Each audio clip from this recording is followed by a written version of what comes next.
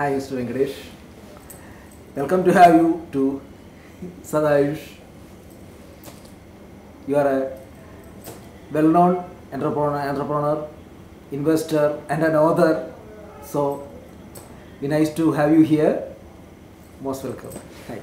Thank you, Dr. Ajit. Very happy to be here.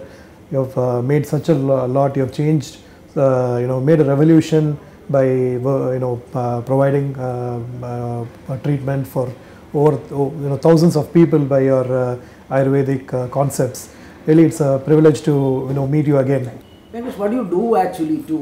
I know you are a busy traveler. You are traveling from one climatic zone or geographical zone to another place, from country to country, and having a very hectic schedule. What do you do actually? What are the things what you do in your day-to-day life to take care of your health actually?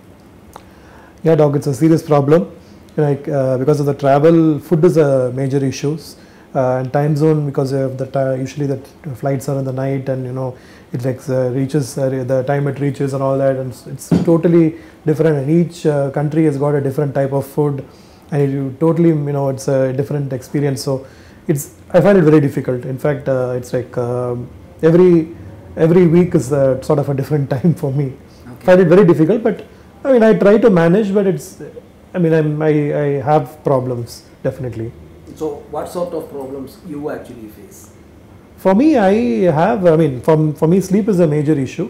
I have problems, getting 8 hours of sleep, but somehow I try to do that, but it's finding it very difficult. I get up in between many times.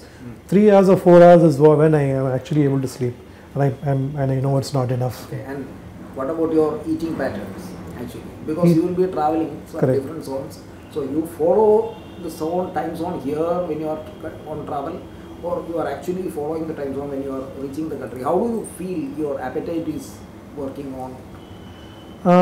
Actually, doc, travel wise, I only follow the local time zone, but the thing is, like, the pattern is different, because I try to eat a breakfast. I try to have a healthy breakfast, but the problem is lunch and dinner is like unplanned. Sometimes I skip both lunch and dinner itself. So I just manage some snacks in the evening, and because we have client meetings during the day, and you don't know when you come back to the hotel, and it's a bit difficult. So breakfast is the only meal which I have which is proper. Okay. So what about the dinner at least? I don't have much of. I just have maybe a sandwich or something, but it's like very minimal.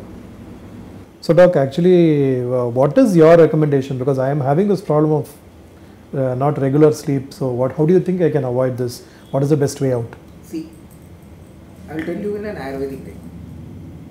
See, your body is actually designed in a sun cycles pattern, but you are traveling to different climatic zones.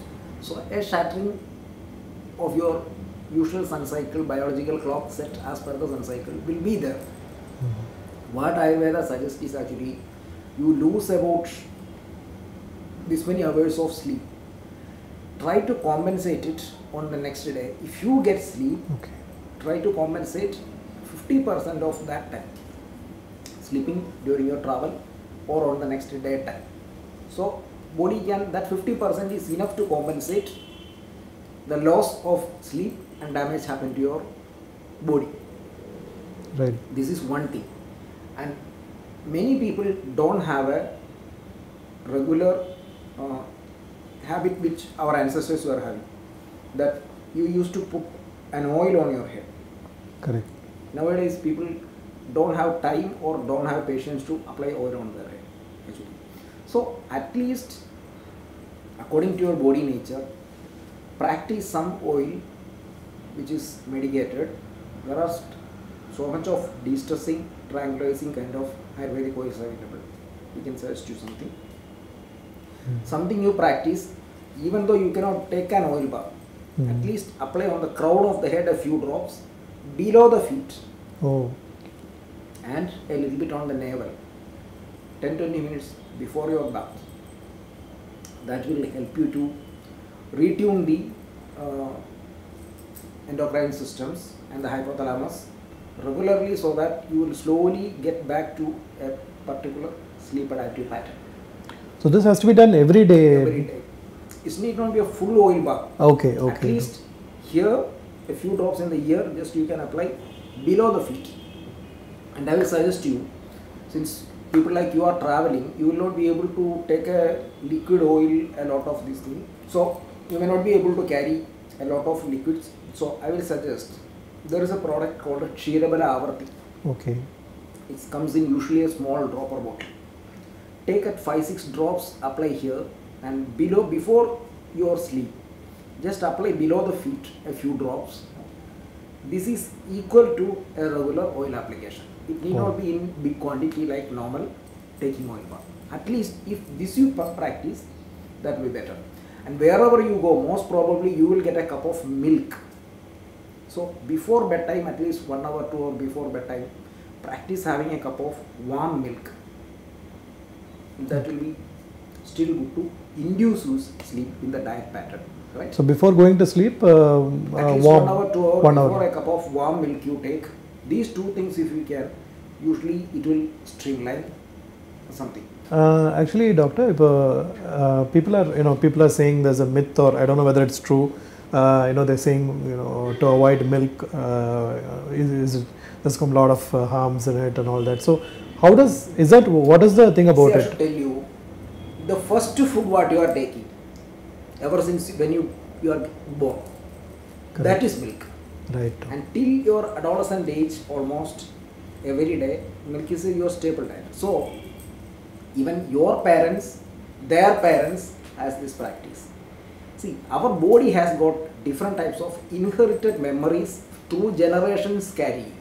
So any material enters our body. Body has got a inherited memory, written memory in that in different ways. So immediately body's mechanisms usually check, is it familiar with me or it's familiar with me. Body directly absorbs it. Body know how to metabolize it, absorb it, and if it does not suit you, body know how to remove it, eliminate it. So particularly it is practiced by your grandfather or their grandfather. This is genetically practiced with your body. What we call is satmi. So that is actually a wrong concept.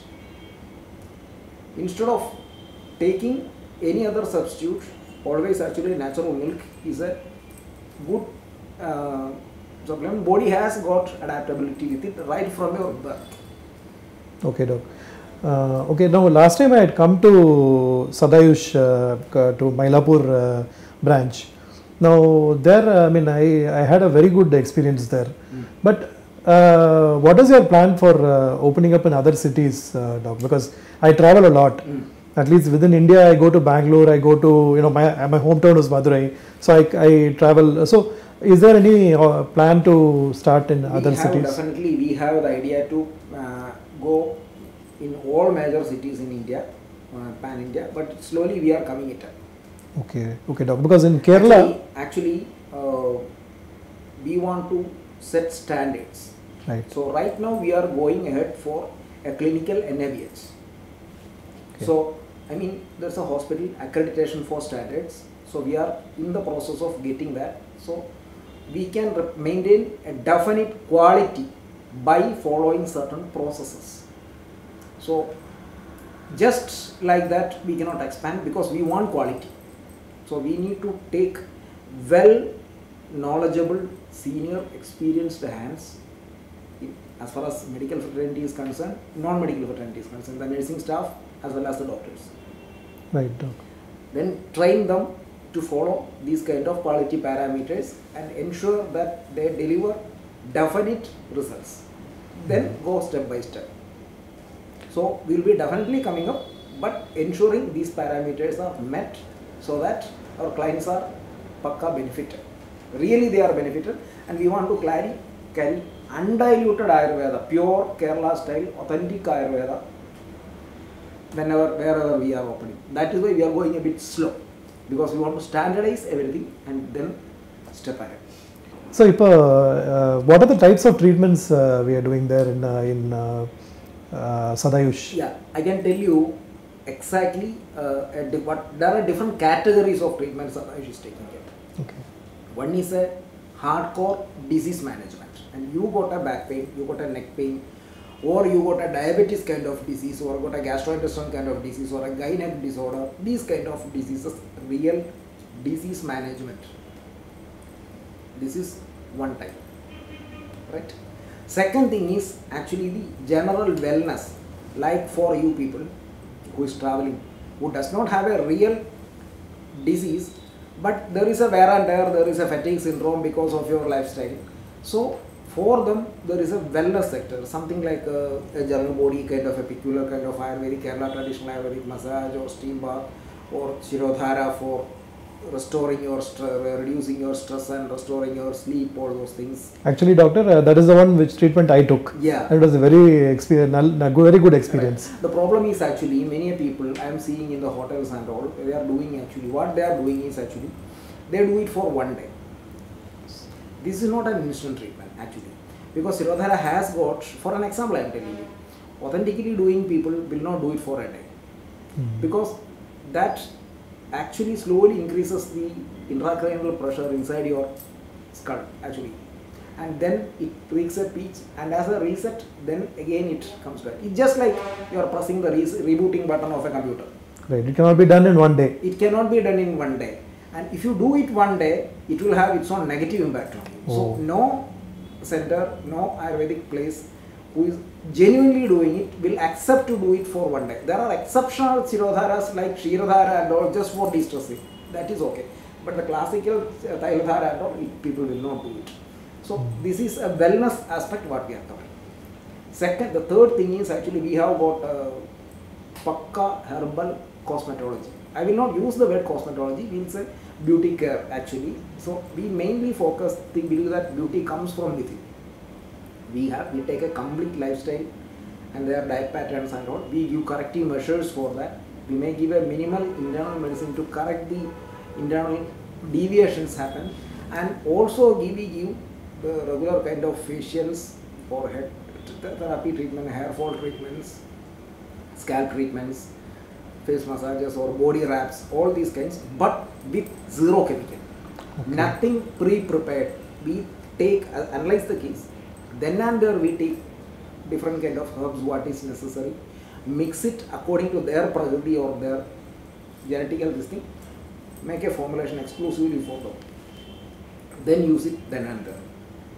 I mean, absolutely chemical free beauty care treatment, tailor made for that particular person. It can be a facial, it can be a face pack, it can be a body wrap, it can be a massage, it can be a anti-aging, anti-wrinkle, anti-acne or tan clearing, or a scalp dandruff issue, or a hair root issue, hair fall issue, or just a distressing kind of a thing, everything. I mean, so we have got into hardcore medical management.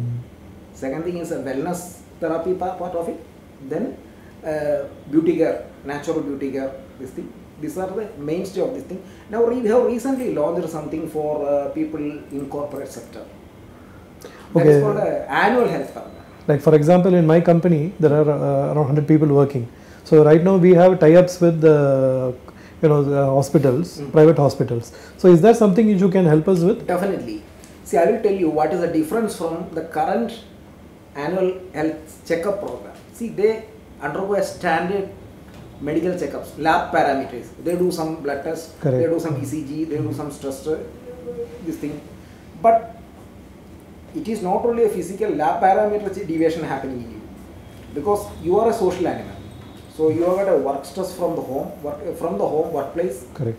You may be a occupational issue because of the postures what you are having. You may be acquiring something. We are using continuously sitting on a laptop. Your eyes may be affected. Your work pressure generates BP for you. Your familial issues, social mixing is not there, so you get lonely, you feel stressed out in that aspect. Physical diseases, multiple things are there, not just deviation from the lab parameter. Lab parameter is only one thing. So we have a program called an annual health maintenance program, which nearly about 45 minutes to 1 hour will spend with the patient, the person. completely analyze on his current having presenting problems, his eating pattern, where he is born, where he is brought up, currently where he is working, what is the style of his work, what is his exercise pattern, whether if he is having exercise enough or not, whether he has got a social mingling, whether he has got a familial relations properly, whether he is getting this thing.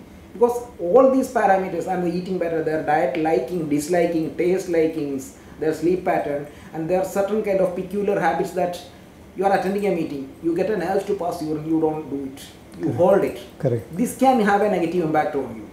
There are 14 parameters like this urges that you should not stop. So their sleep patterns, everything. Completely we analyze, then we list out health needs identified. It will contain your present variations, your vitals like BP, pulse, all these variations, your lab parameter variations, any diseases you are already having and taking medicine, any disease you are already having but you don't know. You are not yet to realize that you have got a disease. Then from your lifestyle, other parameters, occupational aspect and all those things, your diet pattern, you are at risk to get certain kind of diseases in future. Not immediately. Currently you don't have any disease, that kind of disease. But if you live like this, definitely you are going to get this disease in first year, second year, third year, like that. So we can forecast. You can predict that. Predict that. And then also we can give a total healthcare management plan.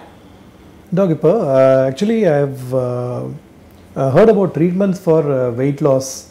அப்படின்னு சொல்றாங்க. But எனக்கு வந்து what do you think about my fitness in terms of I will tell you what is the international standard. Is BMI is a outdated parameter as on now. Now what the international parameter is actually the ratio between waist umbilical. I mean at your navel level you measure and record it in centimeter. And where this bone prominence you are starting now. That's correct. So இது வந்து 30, assuming it is 38. Yeah. Then you measure here ன்னு சொல்றீங்க. Measure here. So that will be maybe 34 இருக்கும். Then naturally you are in trouble. Trouble? Yes. Because the waist umbilical divided by the waist hip, I mean that bone starting point which is called the pubic tubercle. This particular point, if these two measurements, this upper measurement divided by lower measurement in centimeter should result 1 or less than 1. Doc, actually it will be a medical miracle, doc. No. That is less than 1 is very difficult actually. Less than 1 is actually, you can say it's a European standard. But for Dravidian trait, okay, I will say at least 0.2 I can give as a surplus, because usually Dravidian trait has got a broader pelvic. So maybe 1.2? If it can be maintained in 1, that is better. Actually international standard 0.8, between 0.8 and 1 is the male and not exceeding 1 is the female ratio. Doc, whatever you told, Satyama Purila, doc, can you explain again? Yeah. In more clearly. Okay, just watch me. I'll tell you how to listen. Just watch me what I am doing. Okay. You just take a measuring tape, right? Take a straight measurement in centimeter at your navel level, right?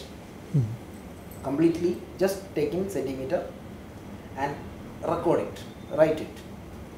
So if it is 34, okay, write 34. And here there is a prominence you can see where you start the hip bone. Right? This level, this is called waist hip level. This is called waist umbilical level. So first you are measuring the waist umbilical level and writing it in centimeter, and at the hip level you are again measuring, writing it in centimeter. The upper level divided by the lower value, upper value divided by the lower value, actually as per international standard it should be 0.8 is the ideal one for a male, and it should be 1 or just less than 1 for a female. But that is a European standard. Our body frame structure for a South Indian is totally different. Particularly Dravidians has got a different style of pelvic girdle structure, a little bit broader thing. So I can say may around you can give a lenience for about 0.1 or 0.2 surplus. So up to 2 is okay. Up to 1.2 Oh, 1.2, not is 2. okay. Okay, okay. If it is excess, then definitely you have to work out, reduce your abdominal fat if it is there, or strengthen your abdominal muscles, maintain it correctly. If your sleep or your exercise or your eating pattern, any of these has got a major issue, then this will definitely deviate. Okay. Right? Right. And this is also considered as one of the thumb rule that you are getting prone to get a diabetes kind of lifestyle disorder, a metabolic disorder. You can get it in future. Future. Right, okay. So that is actually a very good thing. If that has got a major deviation, then you have to definitely look into something. There are treatments like there, including the treatment for obesity will include some changes in the lifestyle, including a regular pattern of exercise that is suiting to your structure, body structure, and your daily routines. There will be change in your dietary changes. I mean, the eating pattern, the foods, do's and don'ts. There will be the quantity wise, quality wise, content wise, cooking method wise. There will be changes to advice. Okay. Right? Many doctors actually say, don't use oil, don't use this thing. Actually, I will say actually it is the preparation, it's the cuisine is actually one of the major culprits than the content. I will tell you an example. In Tamil, what we call poriyal, you prepare adding oil. It does not emit smoke. Right? So that does not do any much of damage to you, even if you are consuming that oil. Whereas when you are frying an apple, it emits lot of smoke. You make a samosa, it emits lot of smoke. So if your oil is overheated, it can tend to polymerize. That is damaging to you. Okay. So it's an example, a small example for the how you spoil your health by certain cookery methods. So in that also you will have to change. Content wise also you will have to alter according to your quality, what is suiting to you. So on a detailed consultation we will be able to analyze and tell you what you should eat, when you should eat, how much you should eat, what type of cuisine you should follow, with a little bit of lenience. Maximum modifying your current likings, eating patterns, right? And certain type of exercise regularly, certain do's and don'ts, and some periodical therapies or medication also may be needed, which can also be advised. Something like an udorthanam or a periodical kind of a reverse pressure massage kind of a thing. I mean the Viloma Abhyanga, what we call. In morbid obesity cases, we may need certain chodhana therapies, panchakarmas and all. Something like a vasti, some kind of a medicated enema kind of thing also may be there required, but that is not in every case. People has to, once they change their eating pattern and certain lifestyles and follow certain regimens, usually it comes down to a acceptable level very easily. But people has to find some time to invest. People invest, see, since you are an investor, I will tell you, you have to invest in your health. You are investing on a company, but you have to very seriously think what you have invested. Have you invested time and money on your health? If, in my company, what we find is like a lot of people have this eye problem. For example, even I have this problem because I keep looking into my laptop, continuously, and then in my phone. So it is like almost like, it's most of the time, because earlier it was never like this, but now earlier it was just laptop and now it's phone. So like almost all the time is you're near a device. And for me, actually, last time I did my power check and still I find that it's still increasing. So is there any, how do we get out of this? Because it's a common problem. See, actually I should tell you one thing is actually there are two types of damages can happen to the eye, in my opinion. One is actually your eye muscles getting strained because of continuously focusing on one particular, to keeping one particular range. It has to struggle. Slowly the eye muscles get weakened or strained or fatigued. Hey doc, sorry to interrupt, but is this temporary or? No, slowly it becomes problem. Slowly it becomes heavy damage. That is why the power is changing. Okay. Because of the strain to the eye muscles and the eye wall structures and collagens and all. The next is actually the damage to the retina. Retina is a very sensitive layer. So the heavy, the sharp tickling kind of radiations, that blue spectrum. The second problem is actually with the retina. Retina is a very sensitive layer. So there is a acceptable range that the brightness retina can tolerate. Beyond that, it is just like you are overdoing it. Beyond all your tolerance level, you are hearing audio frequency which is beyond your tolerance level. You slowly your nerve becomes affected. You slowly lose your auditory capacity. You are slowly acquiring a hearing loss. Similarly, the LED light emission is too sharp that a retina cannot take too much of time. It cannot tolerate. Slowly the cell becomes inflamed and get irritated. So the retina gets slowly damaged. So we have, Ayurveda has got certain de-stressing and repairing kind of therapies periodically IT people can take. There is something called Netra Dhara, which is a medicated milk or medicated decoction prepared in a peculiar way, which is actually a sterile one. By preparation it comes sterile. Dripping it slowly so that it soothes the eye. Prepared with herbs. Usually it can be a medicated milk. So you pour it in the eye?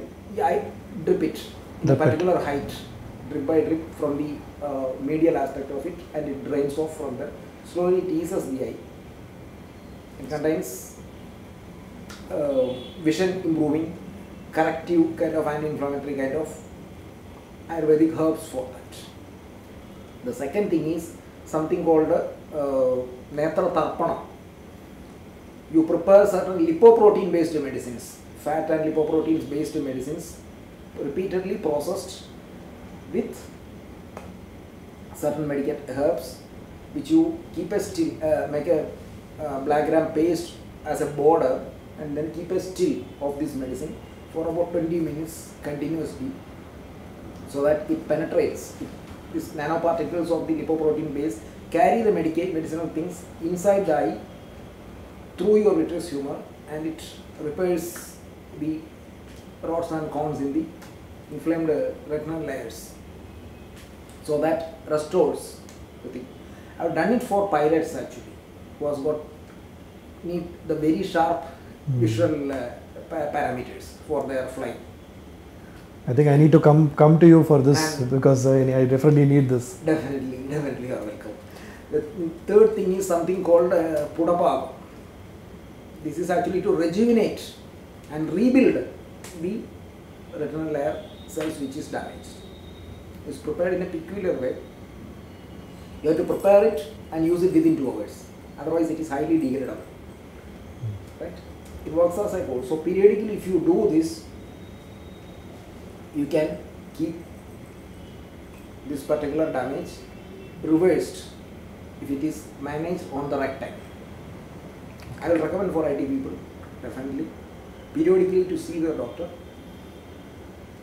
and take this therapy as a preventive method. Okay, great. And I have one more question. It's about we call it as a detox. Okay. Because I do this regular detox, like fruit detox. So I eat only fruits for a particular day, and then next day I find that I feel more lighter and I've lost a kilo. So is that a good way of doing it? See, Upavasa is what we call in Ayurveda for this, right? So you would have learned, our ancestors were actually practicing something called Ekadashi Vrata. Correct, every 15 days. Yes, Ekadashi usually comes in once in 15 days. So once in 15 days, if you do this for a day, 1 day, but ensure you take some isotonic liquids, not solid food. Something like coconut water or some fruit juices, something like that, so that you don't get dehydrated or you don't have an electrolyte loss, to maintain your normal BP and other parameters. So coffee? Then That is good. Coffee, tea is not okay for us. Not No, allowed. no. So- During that fasting period, you should completely take only pure water, fresh fruit juices, or only tender coconut water or something like that. Buttermilk is allowed? Buttermilk is still okay. Buttermilk can be taken every day, otherwise also. That is good for our gastrointestinal system. It can prevent even causing piles, fissure, fistula and all if you take it regularly. But one more thing, since you asked about the buttermilk, I should tell you, most of us our people are actually not taking buttermilk in the name of buttermilk. We are actually taking broken curd. Buttermilk is prepared in a peculiar way. See, 1 liter of curd, you add 50% water, half a liter of water, then churn it, then filter and remove the cream. What is the liquid remaining is called buttermilk. Correct. Right now what we are using is actually we just churn the curd or just break the curd, make it into liquid form and consume in the name of buttermilk. It is not buttermilk. Broken curd is not buttermilk. Curd is curd. It has got its own That is property. liquid curd. It is liquid curd. Whereas buttermilk, if you take in this particular method, it has got all those kind of benefits what I told. Right. So that is it. But I have seen many people very frequently taking once a week, once in 5 days, for 3 days, 5 days for weight loss, continuously taking this kind of fasting, complete fasting, or only liquid fasting or fruit fasting or something like that. That is not actually advised because body cannot tolerate that much of a trauma. Yeah, because some people known to me, they were taking only buttermilk for almost 3-4 days. Absolutely, I will say absolutely nonsense. It can trigger more damage, can cause more damage than benefits. Right. Once in 15 days, take with proper fluids and electrolyte balanced fluids. If you take 1 day fasting, that is good. Not once every week or once every 5 days, not 3 days, 4 days continuous, unless otherwise you are on the admission in a hospital under the supervision of a doctor. Because he knows when to stop, where to stop, he will be checking constantly your parameters. So unless otherwise you are on a direct supervision of a doctor on day-to-day basis, don't attempt that. Continuous fasting and all. That will do only damage to you. Okay. Oversplitting of your fat and the ketosis can load the kidneys, can do more damage than good. Thank you so much, Dr. Ajit. Actually, it was a great meeting you again, and I'm going to be definitely coming to Sadayush. I mean, either one of the branches, but I will fix time with you and I will come, and I'm definitely going to take this. I want you to advise for the best treatment for weight loss as well as for my eyesight, because I feel there's a lot of strain which I want to do, and Of course. thank you so much for doing so much for the people of Tamil Nadu. Wish you all the best and hope you can you spread more to different parts of the world. Thank you, and I'm highly obliged to you and very thankful to you for spending some time on at least to spread the message of goodness of Ayurveda to the people of Tamil Nadu during your busy schedule. Nice to meet you. Anyhow, Thank you, most Doctor. welcome to Sadayush again anytime. Definitely. Thank you so Please. much, Doctor. Thank you. Hi, this is C.R. Venkatesh. I am an entrepreneur, investor, and author. I've just launched my book, The Struggle is Real. Actually, as an investor, I've invested in businesses, but one thing I learned is like you need to invest on your health, because health is wealth. Because if you don't have health, then there's nothing else. So that's what I learned, and I think you should all spend a little bit of your time, and and spend on a daily basis that you do workout or whatever you do. And also there is a wonderful facility, Sadayush. They've got 2 centers in Chennai. Please do visit them. They are doing an awesome service, and I've tried them and they are excellent. Thank you.